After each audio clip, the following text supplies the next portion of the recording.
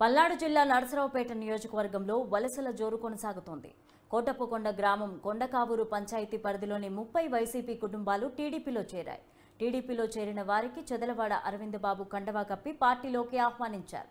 రానున్న రోజుల్లో కూటమి విజయదుందుబి మోగించడం ఖాయమని నరసరావుపేట నియోజకవర్గ టీడీపీ ఇన్ఛార్జ్ చెదలవాడ అరవింద్ బాబు అన్నారు.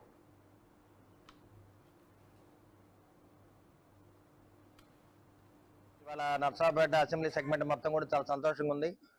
మరి నర్సరావుపేట సీట్ ని డాక్టర్ చదలవాడ అరవింద్ బాబు ప్రకటించిన తర్వాత ఉమ్మడి అభ్యర్థిగా టీడీపీ జనసేన బీజేపీ అభ్యర్థిగా ప్రకటించిన తర్వాత మరి ఇక్కడ వైసీపీలో ఉన్న కార్యకర్తలు నాయకులు చాలా మంది మరి తెలుగుదేశం పార్టీలో చేరడానికి ఉత్సాహం చూపిస్తున్నారు. కాబట్టి మరి ఇవాళ కొండకావూరు దగ్గర శివనగరం కాలనీ దగ్గర నుంచి దాదాపు 50 కుటుంబాలు మరి వడిరాజులు అదేవిధంగా యానాదులు వీళ్ళందరూ కూడా మన పార్టీలో చేరినందుకు చాలా సంతోషంగా ఉంది. వాళ్ళు సంతోషంగా ఆహ్వానిస్తున్నాము. అదేవిధంగా వాళ్ళందరూ కూడా మరి అండగా ఉంటామని చెప్పి తెలుగుదేశం పార్టీ తరఫున నారా చంద్రబాబు నాయుడు గారి మాటగా నేను తెలియజేస్తూ ఉన్నాను. అదేవిధంగా రాబోయే కాలంలో ఎవరైతే పేదలు ఉన్నారో వాళ్ళకి 2 సెంట్ల భూమి ఇవ్వడం జరుగుతుంది. అదేవిధంగా పక్కా ఇళ్లు కట్టిస్తాము. అదేవిధంగా అక్కడున్న యానాది కాలనీకి కరెంట్ సప్లై కానీ రోడ్లు వేయిస్తాము, సైడ్ కాలువలు కట్టిస్తాము.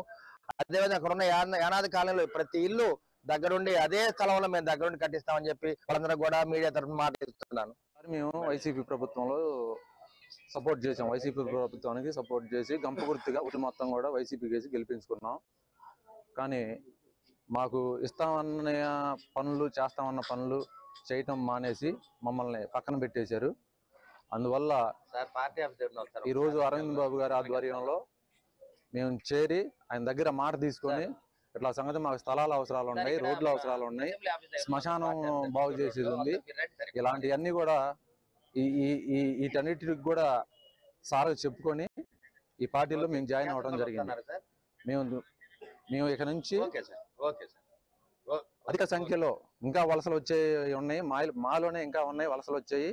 మేమంతా కూడా గంప గుర్తుగా ఓట్లు ఈసారి అరవింద్ బాబు గారికి వేసుకొని అఖండ మెజార్టీతో మేము గెలిపించుకుంటాం. మాకు ఈ పనులు చేయవలసిందిగా మేము కోరుకుంటున్నాం.